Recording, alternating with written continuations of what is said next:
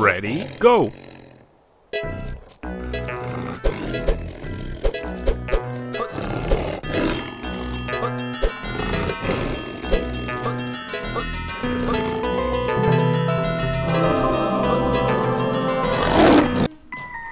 How do you do? It's Mr. Moo.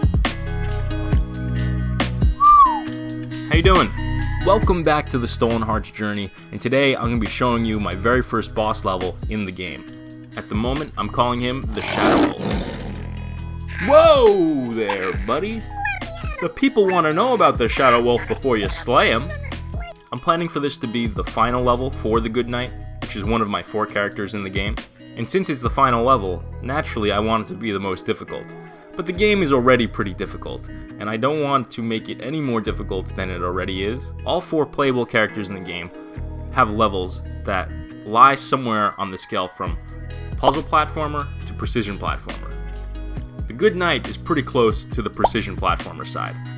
There are some puzzle elements to his levels, but for the most part, it's about how effectively and how precise you are with his dash mechanic, while the other characters are more on the puzzle side of the spectrum. Generally speaking, this boss level is still true to form. You still have to avoid obstacles and determine the best route to the heart.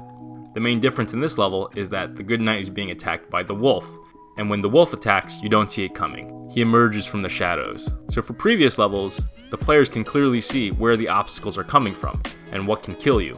In this level, you can't see it coming, so you have to be able to memorize it essentially. So that's where the extra difficulty comes in. The player has to be able to anticipate the wolf's attacks, plan for the best route to the heart through a string of perfectly executed dashes. So, not so easy. But luckily for the player, the way the wolf moves is not too complicated. So let's see how the wolf operates. He's a simple creature. He's got paws and a head.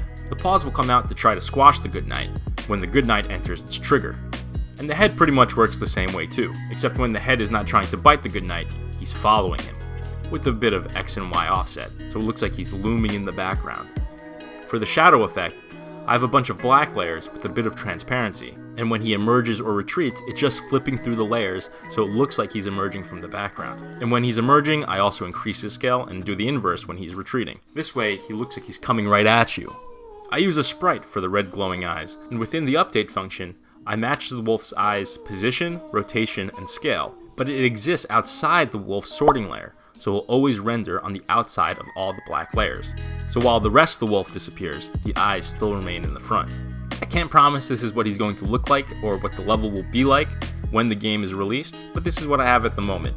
Stolen Hearts is available for wishlist on Steam, and I would very much appreciate if you go and wishlist that, link in the description, if this seems interesting to you. And while you're checking out the description for the Stolen Hearts wishlist, you should also, consider subscribing and hitting that like button. And let me know in the comments what you think of the big bad wolf. That's all I got for you today. I'll see you in the next one.